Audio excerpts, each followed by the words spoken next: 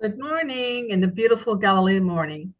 Did you know that there is an absolute formula in scripture to know exactly when the barley should be harvested and we can begin the calendar for the coming year?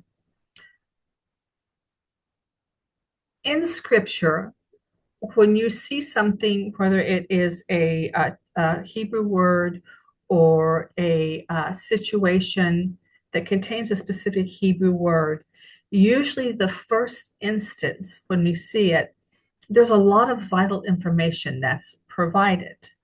A quick instance, the word ana means to afflict, like on Yom Kippur, when people believe to inflict the soul.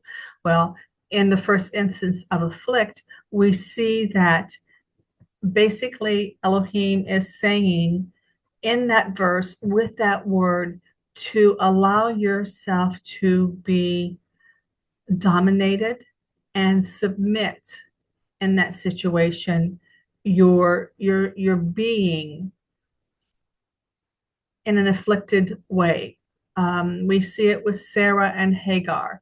Elohim told her to go back and Anah, that she would submit to Sarah and accept the treatment of Sarah. It's a harsh picture, but that's exactly where Anah is used. And so we understand that the term is a harsh picture of affliction. The Israelites were afflicted, Anah, when they were slaves in Egypt. So we understand by the use of the word in the words of the sentence it's placed in, that it has a very specific understanding. And that's the same with Exodus 9:31 and 32. In Exodus 9:31 and 32, we see agriculture. In the midst of the telling of the plagues, in the midst of the understanding of the first barley season, when deliverance happened for the Israelites, we have this weird little seemingly out of place two verses that are extremely detailed. And if we're caught up in the story, which is good, a good story, we should get caught up in and be able to tell the story without even looking at the verses, not quote the story, but tell the story. But if we look at these two verses, there's a lot of agricultural detail. We see that the flax and the barley were smitten, and the wheat and the rye were not grown up. So let's look at some of the words here. It says the flax and the barley were smitten. And this word is nacha. Now, that does not mean to totally annihilate, because in a couple of more plagues, we're going to see that the locust ate what was left on the land. So these plants were smitten, but they weren't totally annihilated. Then it goes on and it says, for the barley was in the ear, Aviv, Abib in King James, Aviv in Hebrew. The barley was Aviv, and also at the same moment, the flax, the pisha, was bold, gibol, the calyx of the flower. It was flowering. But the wheat and the rye were not naha. The grains themselves were not naha. The barley grains were naha, but the wheat and the rye were not, for they were not grown up. And this word is afil. This word not only means that the fruit of the plant was still down inside, but so it literally means what the King James says, that the fruit of the plant was not grown up. It was not grown up out of the plant. So we have all this agricultural detail seemingly out of place right in the middle of the story of the first Passover, of the Exodus, of the first time that we hear anything about what happened during Passover. That term is used in Leviticus 2:14. It says, And if thou make a meat or a grain offering, mincha, of thy first fruits unto the Lord, thou shalt offer for thy meat offering of thy first fruits, bikur aviv, dried, kala, then that's roasted. Kolui is what we say for roasted nuts in Hebrew, by fire, grease, okay, the kernels beaten out of full ears. So we see a tie to the first fruits being Aviv. As it turns out, Aviv is a very important term for understanding the beginning of the year. And as it turns out, the reason that Elohim left that much detail in Exodus 9:31 and 32 is to give us a pattern, give us a roadmap to understand when the barley is Aviv.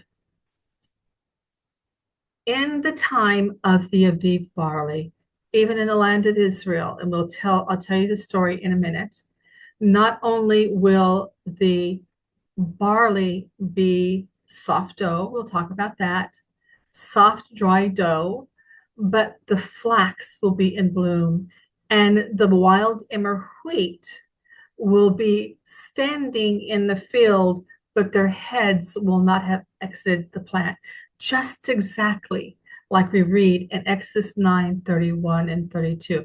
Now, before you ask me about the rye, that is absolutely up for grabs.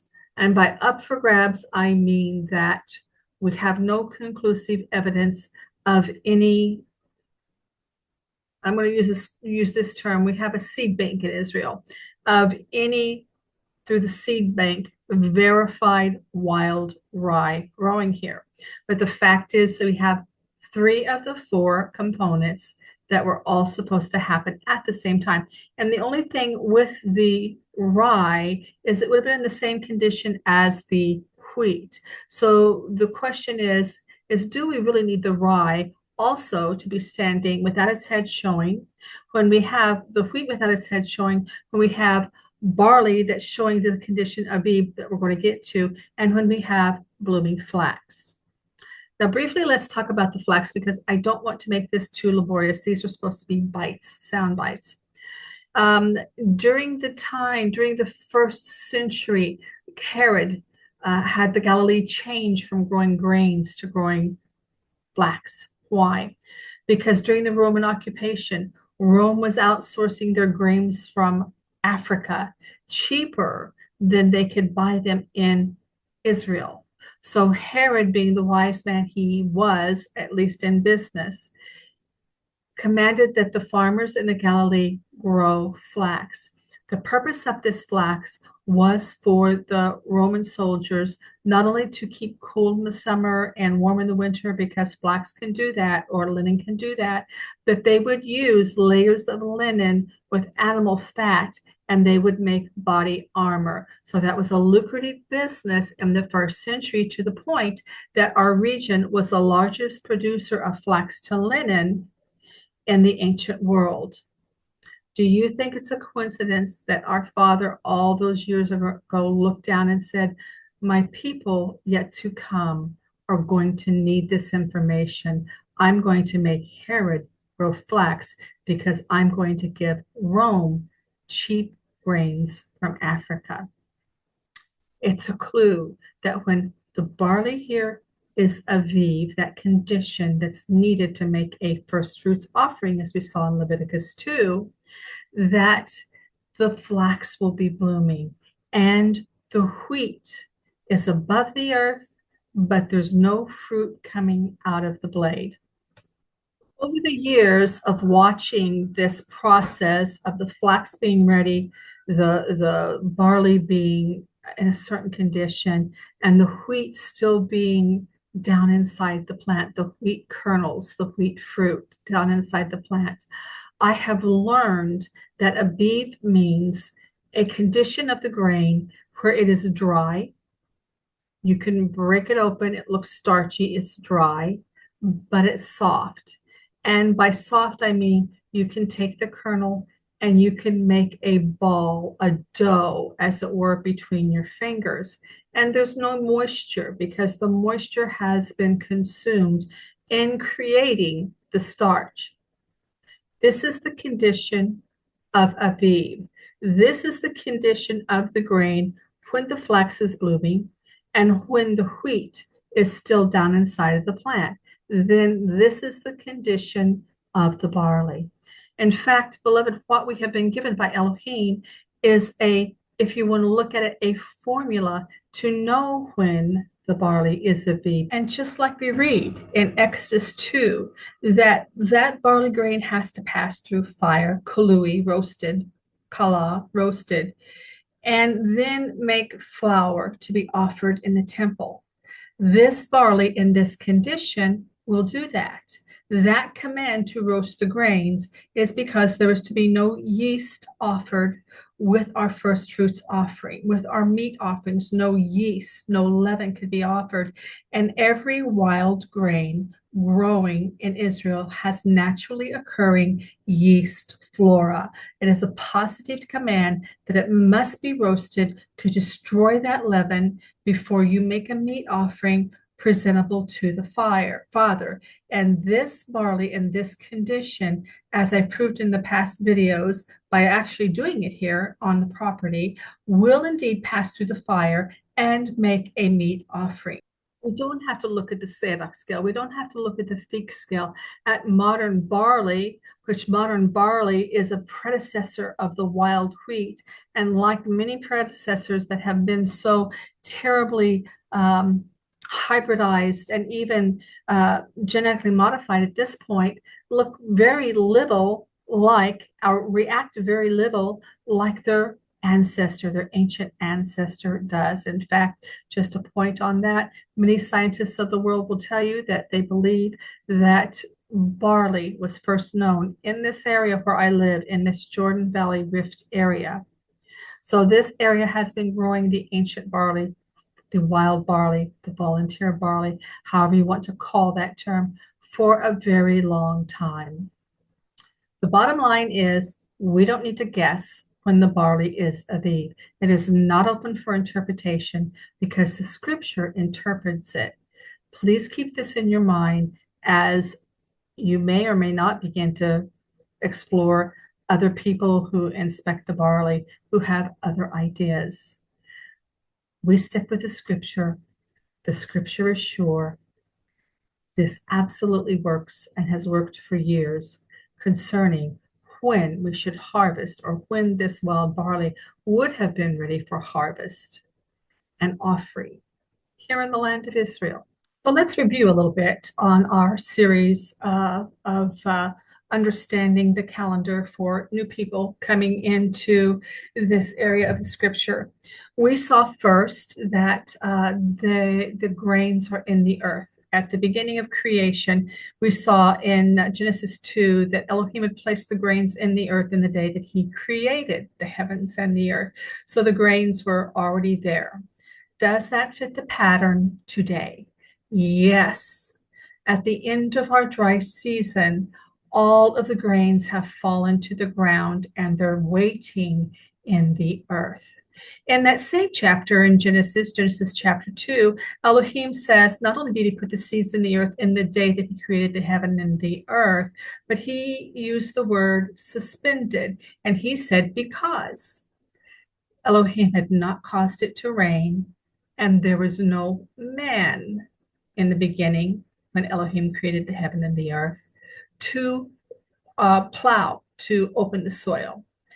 Does that fit today? Now, today we are in modern Israel, at least with the modern grains, opening the earth and plowing and planting. And what is the key here that we need to understand is the rains bring forth the grain. It is not the equinox. It is not the equilux. I will not go back through those because the videos are short and they precede this one. It is not those things. It is that the seeds are waiting for the rain. And we know from the previous videos I've done in this little short series that the rains represent God's word and God's will, and that the earth brings forth seeds of herself. So it's not dependent on anything other than the will of God and the rain. And he says, I give. Every time you see the rains, he says, I give. The next thing that we're looking at is this idea of what Aviv means. What does that mean, and how can we know it according to the scripture? Well, Elohim has been so gracious, and like I said, he has left us a very clear pattern of the beginning of his year. He must send the rains from his, what is the word it uses? From his chambers. He must send the rains on the earth in his chambers to bring forth the seed. And once those seeds come up in the plant in the form of plants, then we look for the condition called Abib, as the scripture clearly defines and clearly teaches us how to identify it. That's where we are to this point in understanding how to begin the biblical calendar. And I have one more coming for you, one more video coming for you, Elohim willing, before the beginning of the year, that will wrap this all together for you, and you will be able to hear the information provided by other inspectors and determine even for yourself if it's time to begin the new year or if they're too late.